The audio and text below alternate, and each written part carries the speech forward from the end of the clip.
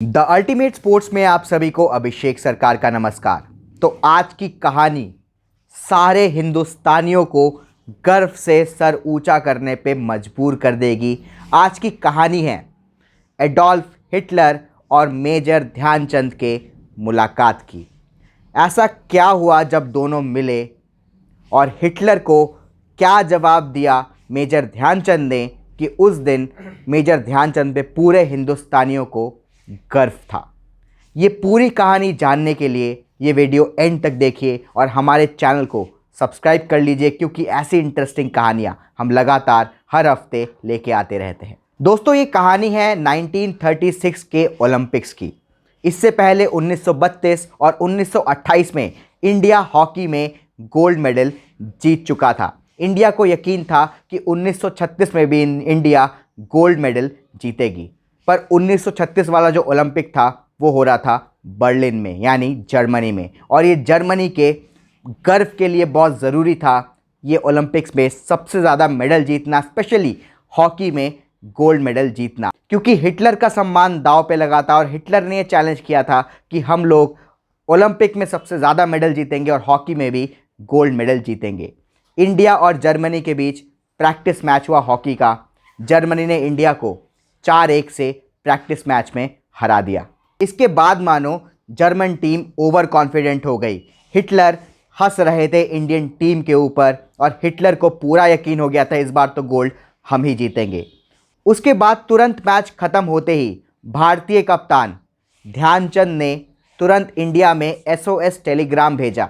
ध्यानचंद ने अपने SOS Telegram में अंग्रेज़ी सरकार को लिखा इंडिया में, नई दिल्ली में, कि उनको ओलंपिक के लिए अली इक़्तिदार शाह चाहिए, क्योंकि दोस्तों अली इक़्तिदार शाह इंडिया के बहुत ही बेहतरीन खिलाड़ी थे, मेजर ध्यानचंद के जोड़ीदार थे, पर उनको छुट्टी नहीं मिली थी।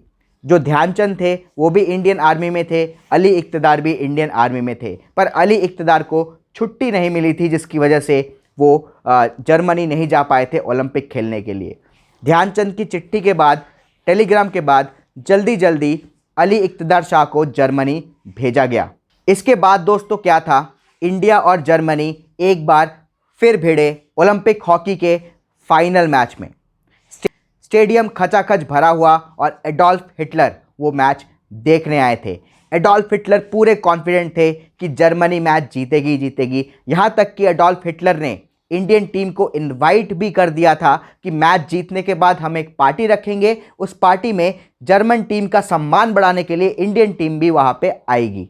इतना ओवर कॉन्फिडेंट भर गया था एडोल्फ हिटलर में। वो स्टेडियम में स्टैंड्स पे मैच देखने के लिए बैठे हुए थे और हंस रहे थे, बिल्कुल कूल थे कि हम तो जीतेंगे जीतेंगे। जर्मन टीम भी बिल्कुल कॉन्फिडेंट थी। मैच शुरू हुआ। इंडियन टीम को गोल करने के लिए काफ़ी मशक्क़त करनी पड़ी, और गोल करना तो दूर, जर्मन गोलकीपर के पास भी नहीं जा पा रहे थे इंडियन खिलाड़ी। मेजर ध्यानचंद एक बार गए जर्मन गोलकीपर के पास, उनसे टकराए और बुरी तरीके से ध्यानचंद इंजर्ड हो गए। यहाँ तक कि ध्यानचंद के सामने के 2 दांत टूट भी गए। ध्यानचंद को तुरंत स्ट्रेचर पे उठा के फील्ड से बाहर ले जाया गया, पर फर्स्ट हाफ में जर्मनी एक गोल दाग चुका था और इंडिया एक भी गोल नहीं दाग पाया। फर्स्ट हाफ का रिजल्ट देख के जर्मन टीम और खुश हो गई। एडोल्फ हिटलर बहुत ज़्यादा कॉन्फिडेंट और खुश हो गए कि अब तो गोल्ड मेडल हमारा ही है। पर सेकेंड हाफ में इंजर्ड होने के बावजूद ध्यानचंद ने फील्ड में उतरने का फैसला किया। पर दोस्तों, जब मेजर ध्यानचंद दूसरी बार फील्ड में उतरे तो एक चेंज हुआ। वो अपने स्टड वाले जूते उतार कर पीटी शूज़ पहन के आए, जो कि हम स्कूल में पहन के जाते थे, वाइट कलर का शूज़, वो वाले शूज़ पहन के आए, जो पहन के मेजर ध्यानचंद अब तक खेलते आए थे।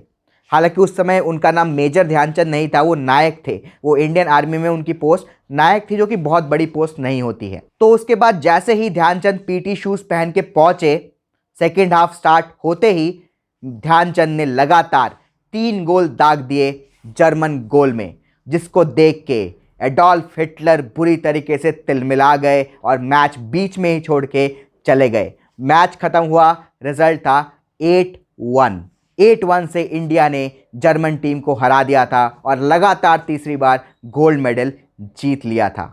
उसके बाद मैच खत्म होने के बाद जैसे पार्टी होती है वैसे ही पार्टी हुई। इंडियन टीम भी गई, जर्मन टीम भी गए, उसके बाद एडोल्फ हिटलर भी आए। एडोल्फ हिटलर सबसे मिल रहे थे, तभी उन्होंने अपने एक सिपाही को ऑर्डर दिया कि जाके ध्यानचंद को बुला के लाओ। उसके बाद एक जर्मन सिपाही ध्यानचंद के पास गए और उनको बोला कि आपको फ्यूरर बुला रहे हैं। उस समय जर्मनी में जो आर्मी लीडर और पूरे देश के लीडर होते थे उसको फ्यूरर बोला जाता था। तो जर्मन सैनिक ने ध्यानचंद को बुलाया कि आपको एडोल्फ हिटलर बुला रहे हैं। ध्यानचंद गए तो एडोल्फ हिटलर ने बोला कि यार तुमने तो कमाल कर दिया आज के मैच में, सब यही कह रहे हैं कि तुमने अकेले के दम पे इंडिया को गोल्ड मेडल जितवा दिया। तो जो ध्यानचंद थे उन्होंने कहा शुक्रिया। उसके बाद दोस्तों एडोल्फ हिटलर ने ध्यानचंद से एक सवाल पूछा। उनसे पूछा कि हॉकी खेलने के अलावा आप क्या काम करते हैं। तो ध्यानचंद ने बोला मैं इंडियन आर्मी में एक नायक की पोस्ट में हूँ। तो एडोल्फ हिटलर ने बोला कि तुम्हारे जितना कैपेबल व्यक्ति इंडियन आर्मी में इतनी छोटी पोस्ट में, अंग्रेज़ तुम जैसे काबिल लोगों का सम्मान नहीं कर पाते। तुम जर्मनी आ जाओ, मैं तुम्हें जर्मन सेना का ऑफिसर बना दूंगा। जैसे ही एडोल्फ हिटलर ने ये ऑफ़र रखा ध्यानचंद के पास, वहाँ पे जितनी भी खड़ी जनता थी वो ध्यानचंद की तरफ देखने लगी, क्योंकि आज तक एडोल्फ हिटलर को किसी ने मना नहीं किया था। पर ध्यानचंद ने बोला कि मैं एक इंडियन हूँ, मैं इंडिया में रहना पसंद करता हूँ, भले ही मेरी पोस्ट छोटी हो पर मैं इस छोटी पोस्ट के साथ अपने लोगों के बीच ही रहना पसंद करूँगा। बस इसके बाद क्या था, एडोल्फ हिटलर गुस्से में उस हॉल से निकल गए। मेजर ध्यानचंद के इस आंसर के बाद जितने भी इंडियन खिलाड़ी थे उनका सर गर्व से ऊंचा हो गया अपने कप्तान का जवाब सुन के, और हर एक हिंदुस्तानी मेजर ध्यानचंद पे गर्व करने लगा। तो दोस्तों मैं ये उम्मीद करता हूँ ये कहानी, मेजर ध्यानचंद और एडोल्फ हिटलर की ये कहानी आपको पसंद आई होगी। और ऐसे हिस्टोरिकल इंसिडेंट जानने के लिए जल्दी से सब्सक्राइब कर लीजिए हमारे चैनल को। जय हिंद।